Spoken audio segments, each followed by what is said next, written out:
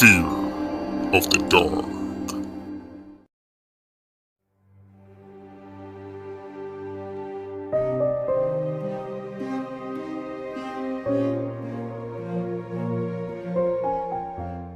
We all know that people would definitely be excited for those special occasions, one of these occasions being Valentine's Day. But this event only reminds me of a nightmare that I've been through 12 years ago. By the way, I'm Jessica. I'm 38 years old now, and I've been single for years. I know, my life sounds like it sucks, right? Well, 12 years ago, I've gotten into online dating. I was desperate to find a boyfriend, and that horribly led me to a scary experience. I was talking to a guy named Trevor. He was nice and sweet. He made me a happy person when talking with him every day since we met online. I was constantly amazed on how well he knew me.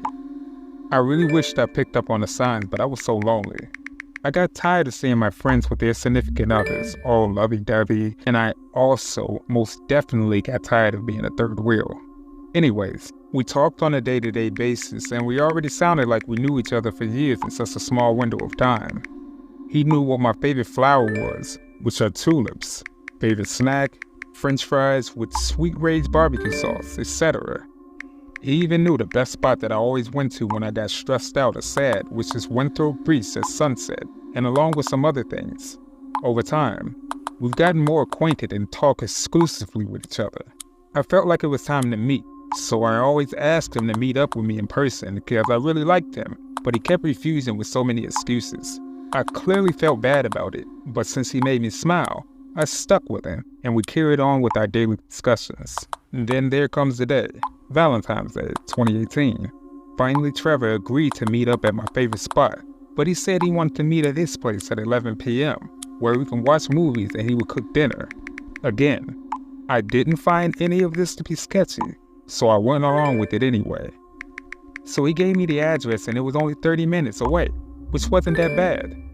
There were so many red flags, and I wish that I would have listened to Lena and my family about the holes in the story. Anywho, I felt excited that I finally was able to meet the potential guy that I was falling head over heels for in person. I ended up telling Elena that I was meeting up with him. She tried to talk me out of it, but I didn't want to hear any of it. I wish I wasn't so stupid back then. I got in the car and I just left. The whole time I was driving to the destination, I felt a pit in my stomach. It's gotten stronger the closer I got. The alarms were ringing when I got to about 3 minutes away, but I brushed it off. I just wanted to meet him and finally be happy for once in my life.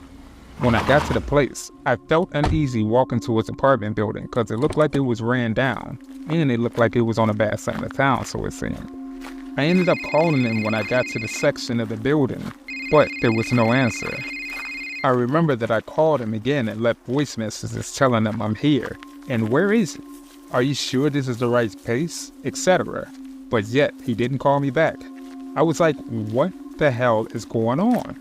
I felt my heart beating really fast.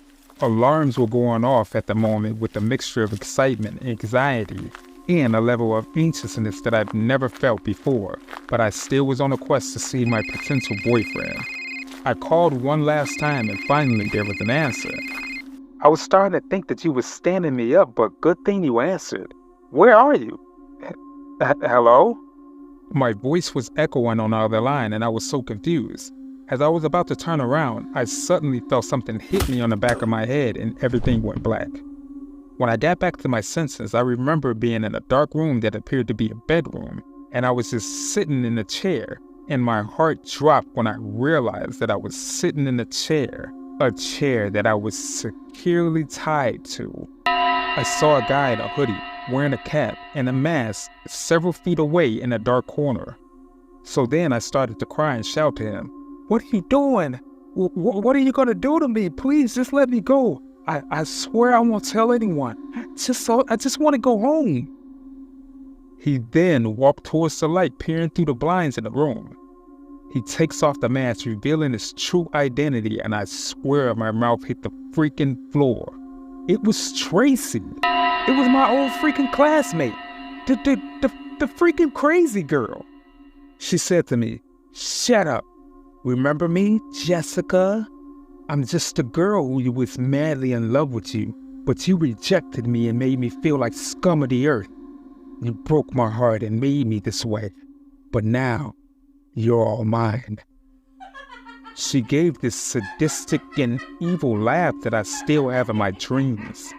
I screamed and tried to escape out of my bondage, but to no avail. She was going on and on about how much she loved me and how she's the one for me, and she would take care of me. She was really scaring the hell out of me with her ranting. It was like she was losing more and more of herself the more I rejected. She was becoming beyond irate. I don't know if this was out of sheer luck or God was assisting me, but she wanted to show me a ring that she brought me, hoping that she would win me over somehow. She left to the other room. I was bound by duct tape, so I tried my hardest to break free, in which I did. The chair handle was pretty flimsy, so I was able to get out of it pretty quickly. I got one arm free, and then I raced to get the other one loose. I hear her in the back getting frustrated, saying, "Where is it? Where the is it?" I got completely free, and as soon as I was on my way to escaping, she comes out and started to chase me and tackled me to the floor. We were scuffling to where I kicked her in the face.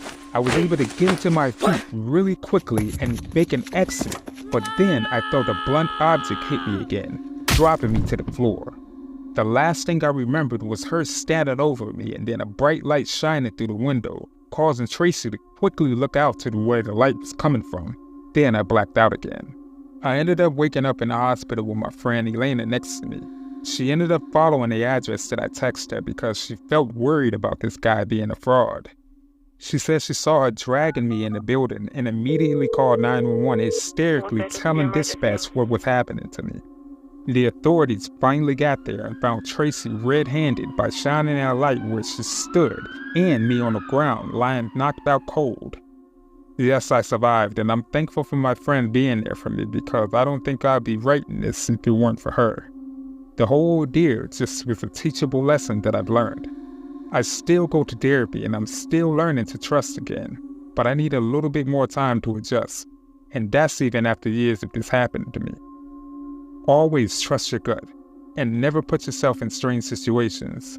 Love yourself, so always question what's real and what's not. Maybe one day I will love again, but for now, I'm just working on me.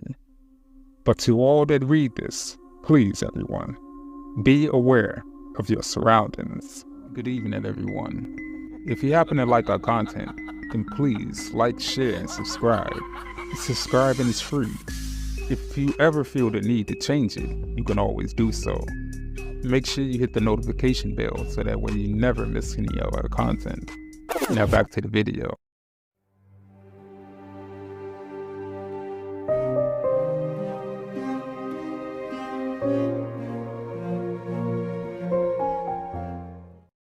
Hi everyone, my name is Mark. I'm a 31-year-old man and I've been reading tons of stories here on Reddit, and I figure I'd entertain you with the crazy story that's been going on with me. For context, I live in the downtown Chicago area, not far from Lake Shore. I'm originally from Colorado. That's all the information that I can give concerning that. I moved here after I finished my MBA in business management. During the time I was in school, it was hard dealing with this particular issue I had. I didn't move here just to have a better life by pursuing my career, but someone who was making my life a living hell. It was a girl named Trisha, and she was the absolute worst. In her eyes, she couldn't do no wrong. She was perfect without any flaws. I was dumb enough to allow her back into my life after she cheated on me. She was emotionally abusive at times, physically abusive, and at the end of it all, I was to blame. My friends and family particularly turned their backs on me for dealing with her, but I loved her, so I figured I can change her. But I guess I was wrong. I'll admit, I never knew my worth. You could have just called me a simp for the things that allowed her to put me through. I had a girlfriend before her, and she died in a car accident 3 years prior to meeting her. I was lost. I felt like I was found when I met her. She was really nice and she meant well, but she had her issues. She's human. What do you expect? I never forgot all the events that led up to me leaving a whole different state for safety reasons. Okay. I babbled enough on about that. Here's the reason why I left. It was Valentine's 2021, and things were starting to settle down a bit from the madness of COVID. Trish and I were living together at the time. It was an everyday battle because she suffered from mental health issues as far as split personality disorder, bipolar, and dissociative disorder as well. Anyways, I ended up getting a few things on my way home from work, at least trying to put a smile on her face. Because it was Valentine's Day. Well, we got into it the day before because a coworker of mine emailed me and asked about a specific file and graphs for the presentation that we were supposed to be having the following week. She ended up reading it and she blew her lid about it. I was trying to get her to understand that it was a misunderstanding, and clearly I wasn't cheating or hiding anything. So I got her to calm down and come to her senses. Now, since it was Valentine's Day, I figured we could just make up and make out by sorting out our issues. I got her a box of chocolates, the ones I knew she liked, a bouquet of flowers, roses specifically, jewelry, a new purse, etc. I went all out just so I could make her happy, but I guess I was sadly mistaken. When I got in, I made dinner and cleaned, put rose petals all over the bed leading up to the front door of our apartment. I lit candles and set the mood right, just for her. She got home about an hour later and she was surprised, and I loved that look that was on her face. It really pleased me. I gave her the things and she instantly got upset because I didn't give her the bracelet that she asked me for with the necklace. I assured her that I did, and I showed her what I got her, but she screamed saying it was the wrong color, which I knew was right. She played the blame game and we got into it again, but this time it's gotten worse. She was extremely incoherent and going on about things that really didn't even make any sense, nor did it even happen. She flipped over the table with the food that I made on it, screaming and calling me selfish and that I didn't love her and that I was a cheater, etc., etc. I just had to take a breather and leave and clear my head, but she didn't let me. I tried to leave, but she kept telling me that I needed to stay and talk, which didn't make sense at the time. I ended up moving around her without touching her, and she lost it. She ran to the kitchen and came back as I was unlocking the door and going to walk out. I turned around to see her run at me with a steak knife and stab me a little bit below my collarbone on my right side. I yelped in pain, wondering what did I ever do to deserve this from her. I looked at her and it was like I couldn't recognize her. She had this look in her eyes that I've never seen before, as she wanted to see me die. This really scared the hell out of me because I never even knew a human being could even look like that. I snapped back and I ended up defending myself and getting the hell out of there. I got to the hospital with the knife still stuck in me. I was questioned whether or not to press charges, but I didn't. I couldn't allow myself to. Seeing that I loved her, and the fact that she had mental health issues, I just couldn't bring myself to do it. It turns out the neighbors heard the commotion and the arguing that we were doing and called the police. Even if I didn't want to press charges, they still charged her with a list of felony charges. Stupid me, being madly in love with her, made me blind to the dangers of being in a relationship with her. It was almost as I didn't love myself because I simply loved her. We went to court, and she ended up only getting 16 months in prison, fines, therapy, and probation. Wow, justice was surely served, huh? It's not troubling to me at all. During her incarceration, she called me, sent me all types of letters using another prisoner's name, telling me that she was going to see me soon and that I was hers forever and no one else's. I couldn't take it anymore. I just upped and moved without letting anyone know where I went. She had 6 months to go at the time, and I wanted to make sure that I had a head start to get away from her and stay away from her. It's been 2 years and I'm happy to state that I'm finally free. I haven't heard from her or seen her or anything at all, which is good.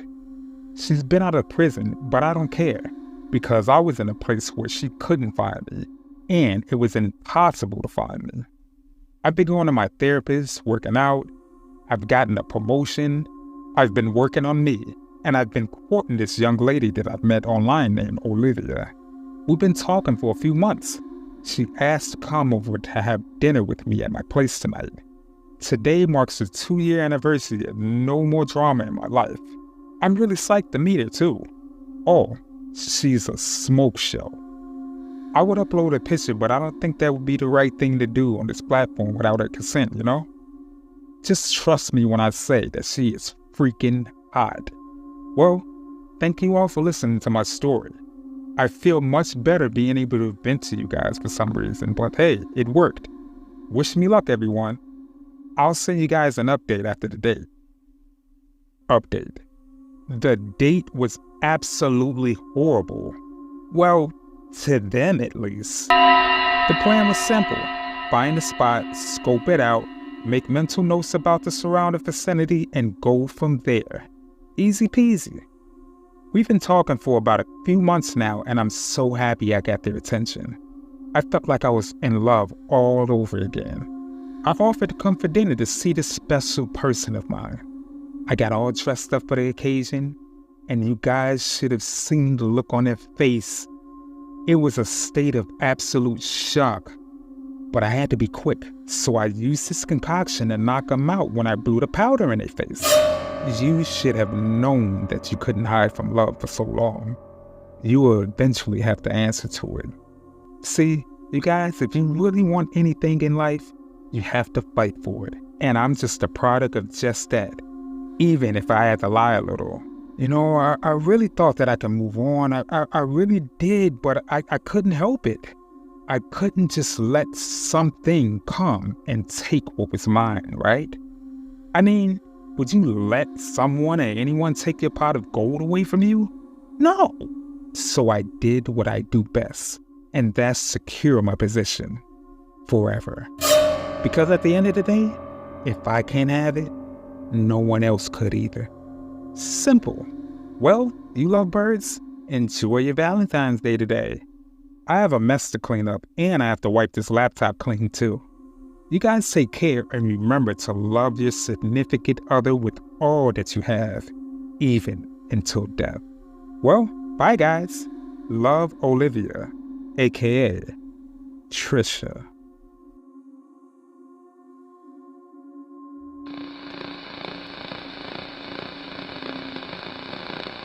Good evening, everyone. This is Yuri K, and this is the end of the video. Please leave a comment and let us know your opinions on the matter. If you happen to like this content, please check out our other videos. Make sure you like and share amongst your friends and family to help our community grow. You happen to be new to this channel? Please make sure you subscribe. It's free, and you can always change it in the future.